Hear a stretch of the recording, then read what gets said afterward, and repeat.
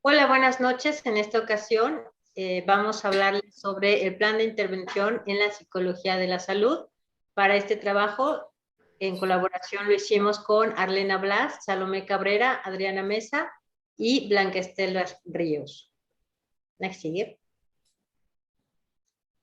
Pues bueno, como parte de la prevención de enfermedad en la salud mental, la sociedad, es importante saber que la sociedad actualmente se desenvuelve ante nuevos perfiles biológicos, epidemiológicos y ambientales. Por tal motivo, es importante rediseñar prácticas de acciones que permitan priorizar la promoción de la salud.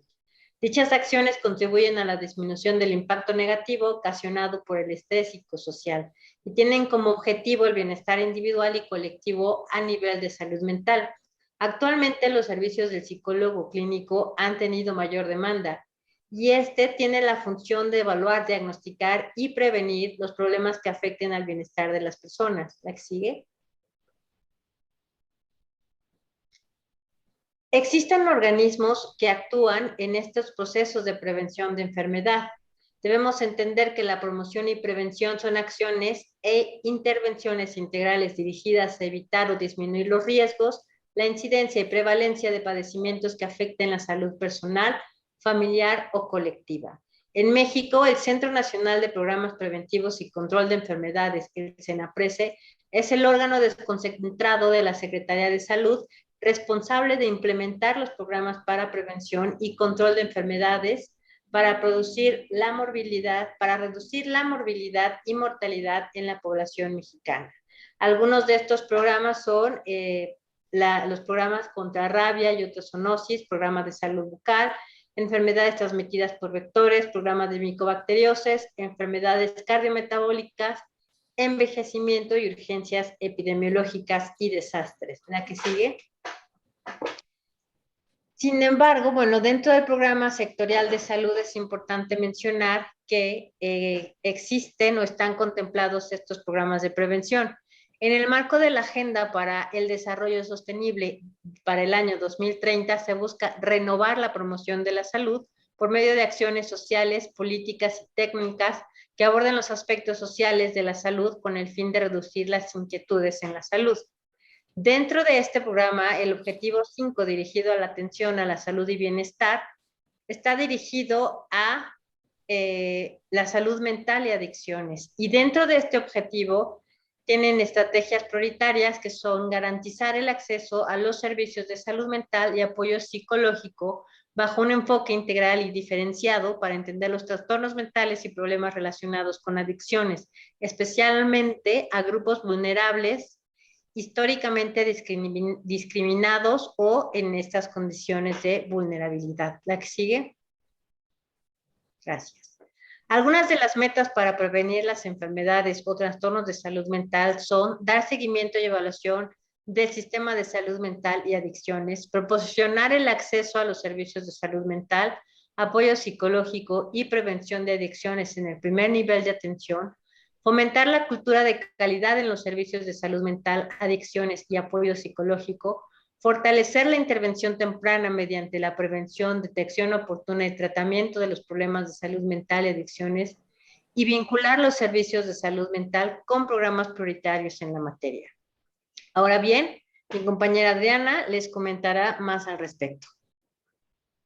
En cuanto a la promoción, gracias, Alo. En cuanto a la promoción de la salud mental y la prevención, tienen como objetivo proteger y brindar apoyo, soporte emocional, al fin de mejorar el bienestar social e individual, promover condiciones óptimas que permitan el desarrollo psicológico, respetando la cultura, la equidad, la justicia social y la dignidad personal.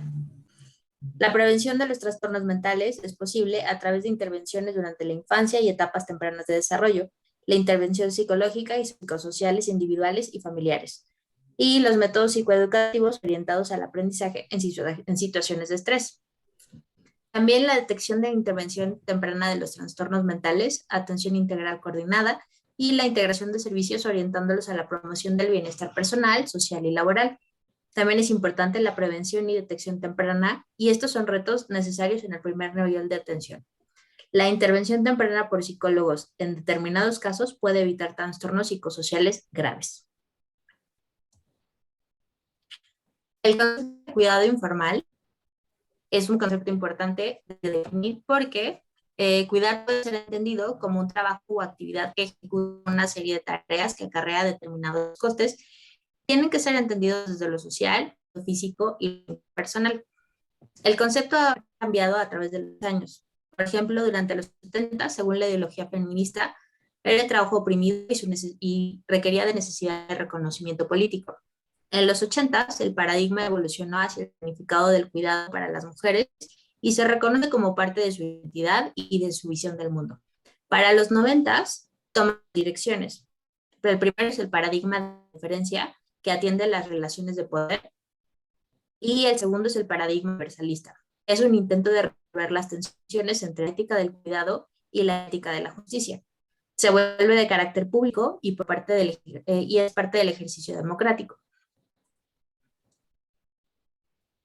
En cuanto a las desigualdades de género, de los cuidadores informales, las siguientes cifras corresponden a mujeres. Este es un trabajo no remunerado prestado en virtud de relaciones afectivas y de parentesco que se desarrolla en el ámbito de lo privado o doméstico y es principalmente realizado por mujeres. Por ejemplo, en el caso de las personas que cuidan a personas mayores, el 60% son mujeres. Y en el caso de las personas que cuidan a personas con alguna discapacidad, el 75% son mujeres.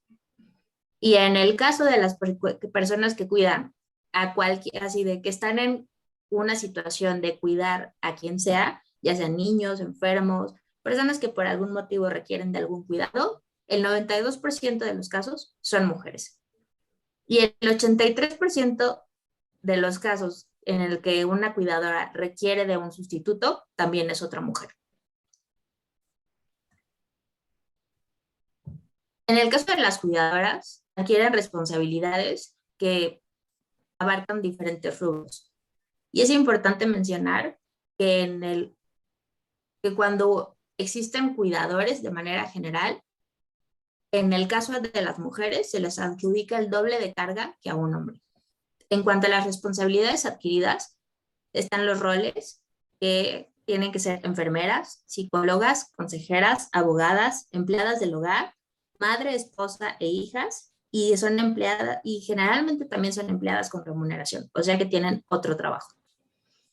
Tienen diferentes tipos de atención que abarcan de lo personal, instrumental, de vigilancia, de acompañamiento, cuidado sanitario sencillo y complejo, apoyo emocional y social. Esto impacta también en costos extra por consultas médicas, farmacia, comida especial, ropa especial, transporte y el acondicionamiento de la vivienda. También existe la restricción de la vida social, que afecta las relaciones con amigos, las actividades personales, convivir con la familia, en este caso se reduce, atender la propia salud y las afectaciones como faltar o abandonar el trabajo. El impacto de ser cuidadora es importante. Hay que definir el concepto de sobrecarga, que es el conjunto de situaciones estresantes que resultan de cuidar a alguien. Estas situaciones también se les llaman estresores. Los principales estresores son los que afectan la calidad de vida, causan ansiedad y depresión. Entre los estresores primarios son los que resultan de cuidar a una persona. Los estresores secundarios es la percepción emocional y las consecuencias de cuidar desempeñando roles asumidos por la cuidadora y otras actividades externas al cuidado, es decir, las consecuencias indirectas de cuidar.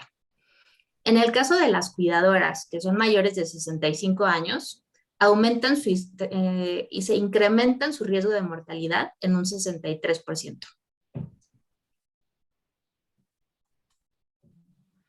Para que haya cambios estructurales en el cuidado informal, tendríamos que incorporar a las mujeres al mercado laboral de manera equitativa, transformar la estructura de las familias de modo que las responsabilidades del hogar no recaigan únicamente en las mujeres y desaparecer el concepto de la mujer como cuidadora como parte del estereotipo de rol de género.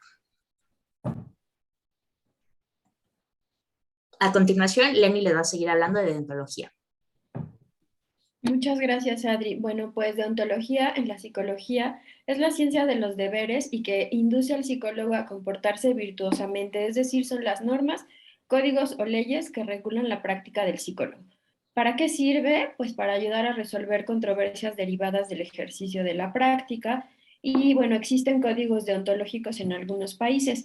En este caso se tomará como base el Código Deontológico de Madrid para dar respuesta a algunas de las controversias más comunes dentro de la práctica psicológica, porque México carece de un código de esta naturaleza. La siguiente. Y bueno, como explicaba, México no tiene un código, pero en 2011 surge la Ley General de Salud Mental y que es únicamente para la Ciudad de México, ¿no? Fue publicada en este año. En 2020 el Senado de la República hizo una iniciativa en marzo de ese año para crear la Ley General de Salud Mental. Sin embargo, la CNDH, la Comisión de Derechos Humanos de la Ciudad de México, en julio de ese mismo año afirmó que se debía desechar este proyecto porque no cumplía con los estándares de derecho internacional en materia de derechos humanos, además de que no tenía un lenguaje incluyente y que muchos de los puntos que proponía ya están considerados en la Ley General de Salud. Y bueno, para 2022, este año, al día de hoy en el que estamos llevando a cabo esta presentación, hubo un aviso en donde con este nuevo modelo de salud mental no se autorizaron recursos extraordinarios para hospitales psiquiátricos. 33 de estos hospitales serán hospitales generales o se convertirán en centros ambulatorios. Es decir, ya no se van a construir más hospitales monoespecializados en psiquiatría, lo que deja como en qué va a pasar con 4,000 pacientes que estaban internados. Bueno, pues con base en estos antecedentes, se deduce la importancia de tener un código deontológico para los psicólogos de nuestro país. La psicología en el campo de la salud tiene un trabajo pendiente para promover leyes que sean asertivas. La siguiente.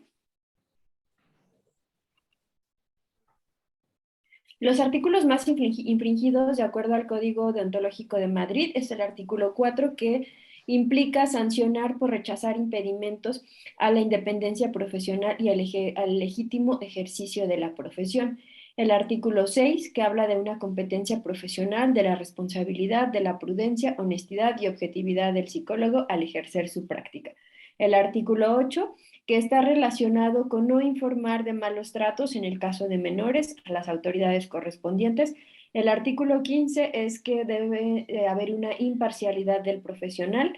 El artículo 25 se refiere a que debe informarse a los padres o tutores del menor de la intervención. El artículo 42 es en relación a informar a los padres o tutores del menor de la intervención o del contenido del informe cuando lo solicita un tercero, por ejemplo, un juez. Y la siguiente, por favor. Bueno, uno de los temas que se abordan mucho es el secreto profesional. Bueno, no se recomienda contar con la información del tratamiento de los niños y adolescentes sin su autorización. Esto lo dice el Instituto Nacional de Psiquiatría Ramón de la Fuente de México, porque dice que bueno, se va a romper el secreto profesional, pero sin embargo está permitido ante ideas suicidas.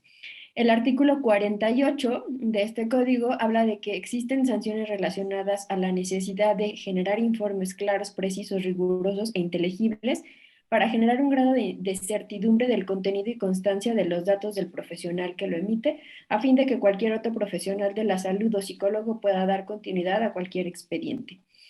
El intrusismo se refiere a que solo se puede ejercer la profesión con el correspondiente título. Es decir, que tengamos un documento que ampare que tenemos una profesión o una licenciatura en psicología. La siguiente, por favor. Estos son algunos ejemplos de controversias que se presentan comúnmente y que fueron o que han sido muy destacados en el Código Deontológico de Madrid. El primero es usar una metodología inadecuada y esto genera falta de profesionalidad y bueno, además evidentemente no hay una imparcialidad y es necesaria para una pericial en el sentido psicológico. La solicitud de informe psicológico por un tercero, esta debe de hacerse por escrito, como mencionaba anteriormente, por un juez. Interrupción de la intervención cuando se deriva a otro profesional a fin de mejorar la salud mental y darle un enfoque interdisciplinario. La solicitud de consulta para un menor, es decir, los padres siempre deben de estar informados, sobre todo en casos de separación, se debe de contar con una autorización escrita para que el menor pueda recibir tratamiento psicológico y psicoterapia en línea, que debe tener el mismo o la misma formalidad que la psicoterapia presencial. La siguiente, por favor. ¿Cómo han sido atendidas las controversias? ¿Cuáles son las soluciones que ha ofrecido el Comité Deontológico de Madrid? El Comité Deontológico es el órgano institucional que regula y verifica que se aplique correctamente este código. Bueno, en relación con el paciente, que tiene que ver con el artículo 6, él dice que no se recomienda, a pesar de haber tenido, de haber pasado mucho tiempo que concluyó la terapia, que no deberían existir relaciones entre pacientes y psicólogos porque podría haber una ventaja para el psicólogo. El artículo 7 habla del menor maduro y dice que, bueno, no hay una convención universal, pero sin embargo se puede considerar al menor con 16 años cumplidos que puede corresponder con el nivel 2 de Drain. El artículo 8 sobre la prueba de Ruskin dice que los datos exactos no siempre sirven para dar una opinión exacta. Por ejemplo, menciona un caso en donde les da a los psicólogos a leer un artículo y les dice que es una persona que no puede valerse por sí misma, que llora con mucha frecuencia, que no deja dormir a sus tutores o a sus cuidadores, que se hace del baño, porque no puede controlar sus esfínteres.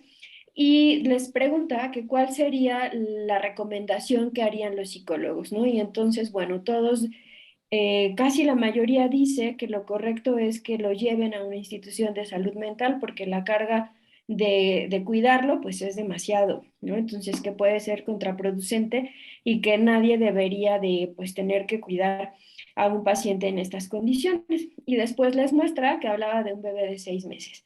Entonces, dice por eso que es importantísimo conocer al paciente. La psicología forense dice que se debe de actuar conforme a la ética de su profesión. La mayoría de las quejas en este comité se derivan de esta práctica y dice que en realidad están más relacionadas por las quejas de los que se inconforman, ¿no? Y que piden como una segunda opinión. Y por eso es que presentan, cuando no fallan a su favor, presentan una controversia ante el comité. El artículo 10 habla de la emisión de informes conjuntos. Bueno, aquí es importante que cada uno firme lo que corrobora, ¿no? Para que pueda evitarse esta práctica del intrusismo que mencioné con anterioridad. Muchas veces se hacen trabajos conjuntos entre psicólogos o evaluaciones conjuntas, multidisciplinares inclusive, y que es importante que cada especialista pues firme lo que evaluó. Un contrainforme requiere, pues, no criticar un informe de su predecesor o contraparte, sino realmente dar una opinión psicológica fundamentada en algún método, o en este caso puede ser el método científico, o algún método utilizado para la evaluación del expediente.